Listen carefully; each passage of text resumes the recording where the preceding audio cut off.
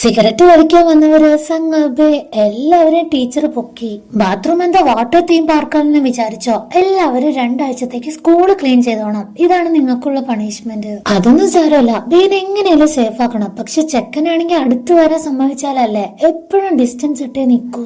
നീ എന്നെ തെറ്റിദ്ധരിച്ചിരിക്കുക. നീ വിചാരിക്കും പോലെ ഒന്നും അല്ലെന്ന് പറഞ്ഞാലും മെൻസ് ബാത്റൂമിൽ നിന്നെ കണ്ടതാണോ അതോ വെറുതെ നിന്ന് എന്റെ മേലെ വെള്ളം സ്പ്രേ ചെയ്തതാണോ ഞാൻ ക്ഷമിക്കേണ്ടത്? അല്ല, അവിടെ ഒരു ക്രോക്രോച്ച് ഉണ്ടായിരുന്നു, അതിന്റെ മേലേക്ക് ഞാൻ വെള്ളം ഒഴിച്ചെന്ന് പറഞ്ഞാലും മതി, നിർത്തിക്കോ. ബഗ്സ് ഒക്കെ എത്ര ഭേദാണ്. നീയാണ് എനിക്ക് ഏറ്റവും കൂടുതൽ തലവേദന തരുന്നത്. എപ്പോഴും ഡിസ്റ്റൻസ് ഇട്ടോണം. എന്റെ അടുത്ത് പോലും നീ വന്നേക്കരുതെന്ന് പറഞ്ഞാലും സംഗനാണെങ്കിൽ അവൻ രക്ഷപ്പെട്ടല്ലോ എന്നോർത്ത് ഭയങ്കര സന്തോഷം. നൈറ്റ് അമ്മ വന്ന് സംഗിന്റെ അടുത്ത് കാര്യമായിട്ട് ബ്രെയിൻ വാഷ് ചെയ്യും. നീ അവന് സേഫ് ആക്കാൻ തന്നെയാണോ തീരുമാനിച്ചത്? എങ്കിൽ നിനക്ക് ഈ 21 ദിവസം ഓരോ ഗോസ്റ്റ് ആയിട്ട് ഫൈറ്റ് ചെയ്യേണ്ടി വരും. അത് ഓർമ്മപ്പെടുത്തിക്കൊണ്ട് ഒരുപാട് മന്ത്രക്കടലാസുകൾ എടുത്തു കൊടുക്കുവാണ്. ഇതെവിടെ നിന്ന് ഒപ്പിച്ചെന്നറിയോ? ആ ഒരു ഫ്ലവർ മാസ്റ്റർ ഉണ്ടല്ലോ, ആളുടെ അടുത്ത് ആ വാള് കാട്ടി മിരട്ടി ആളെ കൊണ്ട് ഇരുത്തി വരപ്പിച്ചതാണ്. സംഗനാണെങ്കിൽ അത് കാണുമ്പോ ഭയങ്കര സന്തോഷായി. കട്ട് ചെയ്ത നെക്സ്റ്റ് ഡേ റൗഡി ഗ്യാങ്ങിനും ചേർത്ത് പണിഷ്മെന്റ് കിട്ടിയോണ്ട് അവര് നല്ല കലിപ്പിലാണ്. അവരിയ്ക്കുന്നതിന്റെ തൊട്ടപ്പുറത്തായിട്ടാണ് ഫയർ ഗോസ്റ്റ് ഉള്ളത്. ഇവര് വലിച്ചിട്ടൊരു സിഗരറ്റിന് ഒരൊറ്റ ഞൊടുക്കി തന്നെ അവൻ അത് കത്തിക്കും. ഇത് നോക്കിയാണ് ടോബി കുറയ്ക്കുന്നത്. ആ ഒരു സൗണ്ട് കേട്ട് സംഘം വന്ന ആദ്യം തന്നെ ആ തീ കെടുത്തും. നിർത്തിക്കോ നീ, ഞാനിതൊന്നും കണ്ട് എന്തായാലും ഭയപ്പെടാനൊന്നും പോകുന്നില്ല എന്നാ ഗോസ്റ്റിനെ നോക്കിയാണ് ഇവള് പറയുന്നത്. പക്ഷെ റൗഡി ഗ്യാങ്സ് വന്ന് എന്നെ ഒന്ന് കാണണല്ലോ, വാടി നീ എന്ന് പറഞ്ഞ് വെല്ലുവിളിക്കുകയാണ്. സംഗനാണെങ്കിൽ ഇവന്റെ അടുത്ത് എന്ത് പറയണമെന്ന് അറിയില്ല. കാരണം ആ ഡോഗ് ഉണ്ടല്ലോ, അതും ഗോസ്റ്റ്. ഇവരിപ്പോ ഒരു മയത്തില് സോപ്പിടാൻ വേണ്ടി ആ ഒരു ക്ലീനിങ് വർക്ക് എല്ലാം ഇവള് ഒറ്റ ഏറ്റെടുത്ത് ടാറ്റയൊക്കെ കൊടുത്താണ് അവര് പറഞ്ഞയക്കുക. ഇനി അവരുടെ തല്ലും കൂടെ കൊള്ളാൻ എനിക്ക് പറ്റില്ല. ഇവളുടെ വിചിത്രമായ ക്യാരക്ടർ അപ്പുറത്ത് നിന്ന് ബേ നോട്ട് ചെയ്യുന്നുണ്ട്. അവൾക്ക് ശരിക്കും വട്ടാണോ? അത് കഴിഞ്ഞ മന്ത്രക്കടലാസ് ബേ അറിയാതെ അവന്റെ മേലെ വെക്കാനാണ് ഇവള് ട്രൈ ചെയ്യുന്നത്. ഇവളെ എപ്പോഴും ഇങ്ങനെ ക്ലോസ് ആയിട്ട് അടുത്ത് വരുന്നത് അവന് ഇച്ചിരി പ്രശ്നമാണ്. ഇവളെപ്പോഴും ഇങ്ങനെ തൊട്ടടുത്ത് വരുന്നതാണ് അവന്റെ പ്രശ്നം. പക്ഷെ അവനാണെങ്കിലോ ഒന്ന് തൊട്ടടുത്ത് വരാൻ പോലെ സമ്മതിക്കാതെ എപ്പോഴും വാൺ ചെയ്തിട്ട് പോകും. എന്നാ പിന്നെ നിന്റെ അടുത്ത് എപ്പോഴും ഉള്ളത് ഫോണല്ലേ, ഫോണിൽ തന്നെ ഇത് വെച്ചാലെന്താ? അതെടുക്കാൻ വേണ്ടി അവള് കണ്ടിന്യൂസ് ആയിട്ട് പോകുന്നുണ്ട്, ഫെയിൽ ആവുന്നുണ്ട്. അപ്പൊ അതെല്ലാം കണ്ടോണ്ട് ചീഹോ അങ്ങോട്ട് വരും. ദേ നോക്കിക്കോ ചേട്ടാ, ഇപ്പൊ കാട്ടി തരാന്ന് പറഞ്ഞ വേയിരിക്കുന്ന ഡെസ്കിലേക്ക് പോയി തലയും തല്ലി ഒരൊറ്റ വീഴ്ച. കുറച്ച് നാറിയിട്ടാണെങ്കിലും കുഴപ്പമൊന്നുമില്ല. അവൻ ആ ഫോൺ എടുത്തോണ്ടാണ് വന്നത്. പക്ഷെ ആ ഒരു കടലാസ് വെക്കാനുള്ള സമയം പോലും കിട്ടിയില്ല. അതിനു മുമ്പ് സാറും വരും. ബേയുടെ ഗ്രാൻഡ്മയാണെങ്കിൽ ക്ലാസ്സിലുള്ള എല്ലാവർക്കും ചേച്ചൊക്കെ ആയിട്ടാണ് വന്നിരിക്കുന്നത്. ഇവൻ ഇവിടെ പുതിയ ജോയിനിങ് അല്ലേ, അതുകൊണ്ട് എല്ലാവരും അവനുമായിട്ട് കമ്പനി ആവാൻ വേണ്ടി. ഫോൺ മിസ്സായ കാര്യം അവൻ എങ്ങനെയോ അറിഞ്ഞിട്ടുണ്ട്. അതാണ് ഇപ്പൊ ഈ ഡെസ്കിന്റെ ഇടയിലൊക്കെ തപ്പുന്നത്. ജസ്റ്റ് ഒരു ബ്രേക്ക് കിട്ടിയ ടൈം കൊണ്ട് സംഘം ക്ലാസ്സിൽ നിന്ന് ഇറങ്ങി ഓടി. ആ ഒരു കേസ് ഓപ്പൺ ചെയ്യാൻ നോക്കിയാ അത് ഇവളെ കൊണ്ട് പറ്റുന്നില്ല. അപ്പൊ ജിയോ വരുമ്പോ അവന്റെ അടുത്ത് കൊടുക്കുവാണ്. ആ ഒരു കേസിലെ എല്ലാ ഫ്ലവർ ഈ ഗ്രാൻഡ്മ വരച്ചതായതുകൊണ്ട് മക്കളെ ഇതെന്റെ കൊച്ചുമോന്റെ ഫോണാന്ന് പറഞ്ഞ് അത് വാങ്ങിക്കും. ഫോൺ ചാടിക്കടന്ന് കിട്ടിയതാണെന്നൊരു കള്ളം പറയും. എന്തായാലും മാസ്ക് ഒക്കെ ഇട്ടുകൊണ്ട് സംഘിന് ആൾക്കും മനസ്സിലായില്ല എന്നാണ് തോന്നുന്നത്. ഇപ്പൊ സീറ്റ്സ് എല്ലാം കിട്ടിയോണ്ട് തന്നെ ക്ലാസ്സിൽ എല്ലാവർക്കും പെയിനെ കുറിച്ച് അറിയണം. സോഷ്യൽ മീഡിയ അക്കൗണ്ട് എല്ലാം ചെക്ക് ചെയ്ത് നോക്കിയാ അവൻ ആർച്ചറി ഗോൾഡ് മെഡലിസ്റ്റ് ആണ്, നാഷണൽ ടീം പ്ലെയർ. പക്ഷെ കമന്റ്സ് നോക്കുമ്പോ എല്ലാവരുടെ ഫേസ് എല്ലാം വാടും. അവനൊരു ശാപം പിടിച്ച കുട്ടിയാണ്. ആരോട് കൂട്ടുകൂടിയാലും അവർക്ക് എന്തെങ്കിലുമൊക്കെ അപകടം പറ്റും. സെലക്ഷന് പോയപ്പോ കുട്ടികൾക്കെല്ലാം ഫുഡ് പോയിസൺ, അവര് പോയ ബസ്സാണ് ഈ തീ പിടിച്ച് കത്തി തുടങ്ങി. ഇവൻ എവിടെയുണ്ടോ അവിടെ എല്ലാം തന്നെ ഓരോ അപകടവും ഉണ്ടായിട്ടുണ്ട്. ഗ്രാൻഡ്മയും സംഘം തമ്മിൽ എന്തോ ഒരു കണക്ഷൻ ഉള്ളതുപോലെ അവർ വളരെ പെട്ടെന്ന് തന്നെ കൂട്ടായി. നടന്നു പോകുന്ന വഴിയിൽ എന്തോ ഒരു നെഞ്ചുവേദന പോലെ വന്ന ആള് കുറച്ച് ഡൗൺ ആവുന്നുണ്ട്. ഇത് കണ്ടുകൊണ്ട് ടെൻഷനായിട്ട് ബേ ഓടി വരുമ്പോ ഇല്ലടാ എനിക്ക് കുഴപ്പമൊന്നുമില്ല, ഞാൻ ഓക്കെയാണ്, നിന്റെ ഫോണെല്ലാം കിട്ടി. അവനാണെങ്കിൽ ഇവരെ രണ്ടുപേരും മാറി മാറി നോക്കുവാണ്. ഫേസിൽ നല്ല കള്ളത്തരം. സംഘാണെങ്കിൽ ചാടിക്കേറി ഗ്രാൻഡ്മ നല്ല വിശപ്പുണ്ട്, ഞങ്ങളിപ്പോ എന്റെ ഫ്രണ്ട്സ് ആയില്ലേ, ഞങ്ങൾക്ക് കൂടെ എന്തെങ്കിലും ഒരു ട്രീറ്റ് തരുമോ? ജിഹാണെ അവളെ കുറച്ച് മാറ്റി നിർത്തിക്കൊണ്ട് വന്ന് നിനക്കൊരു നാണോ മാനോ ഇല്ലാതായോ? എടാ ഇതൊക്കെ എന്റെ ഒരു നമ്പർ അല്ലേ, നീ ഗ്രാൻഡ്മേനെയും കൂട്ടിക്കൊണ്ട് ഗ്രോസറി ഷോപ്പ് വരെ പോണം. ഞാൻ ആ ടൈം കൊണ്ട് വീട്ടിൽ പോയി ആ മന്ത്രക്കടലാസ് എടുത്ത് തിരിച്ചു വരും. ഇന്ന് നമ്മൾ രണ്ടുപേരും ബേയുടെ വീട്ടിൽ നിന്നാണ് ഫുഡ് കഴിക്കുക. അതെങ്ങനെയുണ്ട്? എന്നൊക്കെ ഇവര് തമ്മിൽ ഇങ്ങനെ ഡിസ്കസ് ചെയ്യുന്ന ടൈമിലാണ് ആ ഒരു കോച്ച് വരുന്നത്. ബേ അപ്പൊ തന്നെ ഐ കോണ്ടാക്ട് ഒന്നും കിട്ടാത്ത രീതിയിൽ മാറി നിൽക്കും. കോച്ച് നോക്കിയതാരാ? ജീഹോനെ. നീയല്ലേ ഇന്നലെ ഒരുപാട് നേരം ആർച്ചറി പ്രാക്ടീസ് നോക്കിക്കൊണ്ട് നിന്നത്?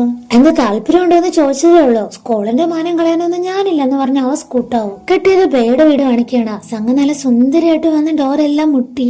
അവൻ ഡോറെല്ലാം തുറന്നു. പക്ഷെ അവളെ ഇടം വലം പോവാത്ത തരത്തിൽ ബ്ലോക്ക് ചെയ്ത് നിർത്തുകയാണ്. ഇവളെന്താ ചെയ്യാ? കുറച്ച് ക്ലോസ് ആയിട്ട് അടുത്തേക്ക് ചെല്ലുമ്പോ ചെക്കൻ എന്തോ പോലെ അവൻ വേഗം തന്നെ ഒരു കുഷൻ എടുത്തിട്ട് കൊടുത്ത് ഇവിടെ ഇരുന്നോണം, ഗ്രാൻഡ് വരുന്നത് വരെ അനങ്ങിയേക്കരുത്. അവൻ കുടിക്കാൻ എന്തെങ്കിലും കൊണ്ടുവരാന്ന് പറഞ്ഞ് പോകുന്ന ടൈം കൊണ്ട് ഈ അമലറ്റ് വെക്കുകയാണ്. ഡോറിലൊന്ന്, ബുക്കിലൊന്ന്, കബോർഡിലൊന്ന്. റൂമിന്റെ ഡോറ് തുറക്കാറാവുമ്പോ മാത്രം അവൻ കറക്റ്റ് ആയിട്ട് കൈയോടെ പൊക്കി. നിന്നോട് ഞാൻ എന്താ പറഞ്ഞ, അവിടെ ഇരിക്കാനല്ലേ? കുറച്ച് ദേഷ്യപ്പെട്ട് മിരട്ടി നോക്കുമ്പോ അവൾ അപ്പൊ തന്നെ നല്ല കുട്ടിയായിട്ട് അവിടെ പോയിരിക്കും. ഇവിടെ ജീവ നോക്കുമ്പോ ഗ്രാൻഡ്മയുടെ കയ്യിൽ മീറ്റ് ഒന്നും വാങ്ങാൻ പൈസ തികയില്ല. സോ അന്ന് തൊട്ടവൻ വെജിറ്റേറിയൻ ആയി. എനിക്ക് സാധാ ഫുഡ് ഗ്രാൻഡ്മ ഇഷ്ടം, എനിക്ക് അതൊക്കെ മതി. അങ്ങനെ അവൻ കുടിക്കാൻ കൊടുത്ത വെള്ളം ഉണ്ടല്ലോ, അത് കുറച്ച് ചൂടായിട്ടിരിക്കുന്നത് കണ്ട് കൊള്ളാം, ഇത്രയ്ക്ക് കെയറിങ് മൈൻഡ് ആണല്ലേ നിനക്ക്.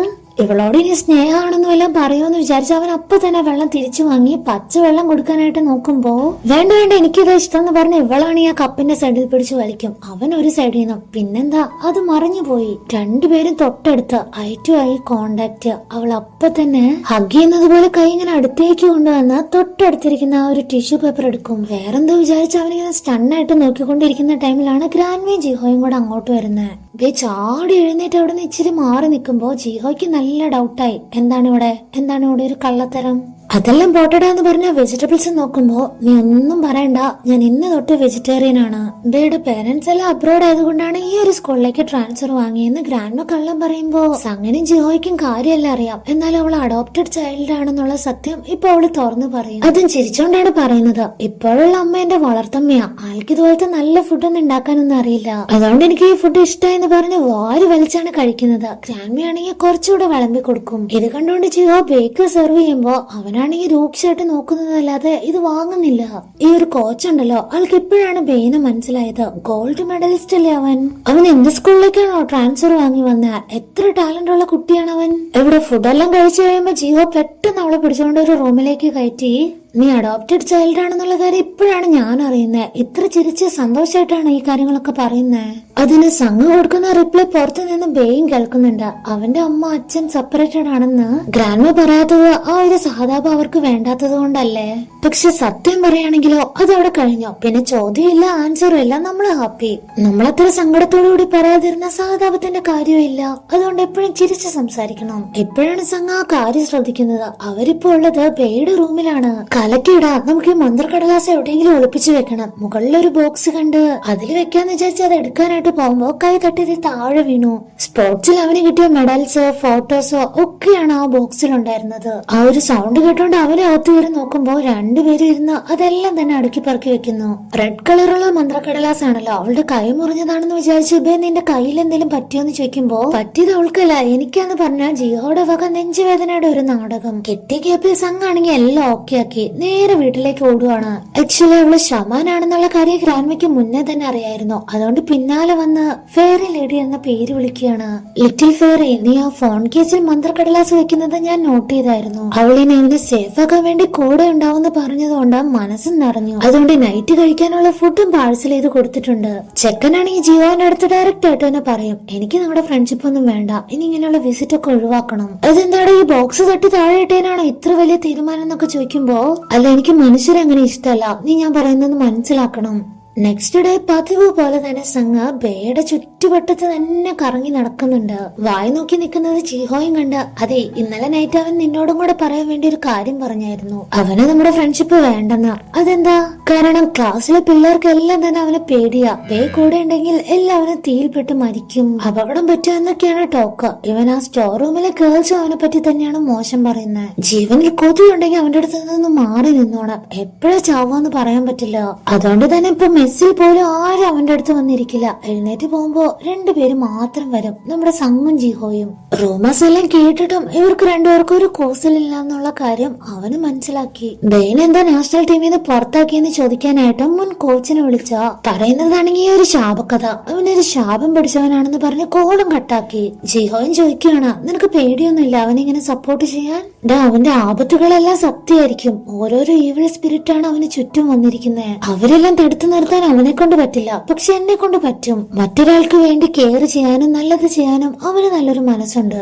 നൈറ്റ് ഗ്രാൻഡ്മ ആർക്കു വേണ്ടി ഫുഡ് എല്ലാം കൊടുക്കാൻ കൊണ്ടുപോവാണ്. ബേ ചോദിച്ചപ്പോ അത് നമ്മുടെ പരിചയത്തിലുള്ള ഒരാൾക്കാണെന്ന് കള്ളം പറഞ്ഞു. എന്നിട്ട് നേരെ പോകുന്നത് എവിടേക്കാ? നമ്മുടെ ഫെയറി ലേഡിയെ കാണാൻ. സങ്ങനെ ഭയങ്കര സന്തോഷായി. അവൾ അവിടെ ഇരുന്ന് കഴിച്ചുകൊണ്ടിരിക്കുന്ന ടൈമിലാണ് ബി ഭയങ്കര കലിപ്പായിട്ട് അങ്ങോട്ട് വന്ന്, നിനക്ക് ഈ സ്കാമൊക്കെ ഒന്ന് നടത്തിക്കൂടെ? ഈ തട്ടിപ്പ് നിനക്ക് നടത്താറായില്ലേ?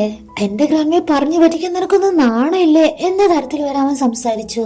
ഗ്രാൻഡ്മയോടും ദേഷ്യപ്പെട്ട് കൂട്ടിക്കൊണ്ടു പോകുമ്പോ ഗ്രാൻഡ്മയാണെങ്കിൽ അവന്റെ അടുത്ത് ഒരുപാട് സോറി പറയും. പിന്നാലെ ചെന്ന് അവന്റെ കൈ പിടിച്ചൊക്കെയാണ് സമാധാനപ്പെടുത്തിയെടുക്കുന്നത്. സംഘ വലിയ സങ്കടത്തോടെ എന്തോ ആലോചിച്ചോണ്ടിരിക്കുമ്പോ അസിസ്റ്റന്റ് വന്ന്, സാരല്ല പോട്ടെ, അതൊന്നും കുഴപ്പമില്ല, പക്ഷെ അവന്റെ വിധി ഞാൻ കണ്ടു. അതില് അവന് ചുറ്റും തീയുണ്ടായിരുന്നു. അതായത് നാളെ അവനെ തേടി വരാൻ പോകുന്നത് ഫയർ ഗോസ്റ്റ് ആണ്. അതിൽ നിന്ന് അവനെ എങ്ങനെയെങ്കിലും രക്ഷപ്പെടുത്തിയേ പറ്റൂ.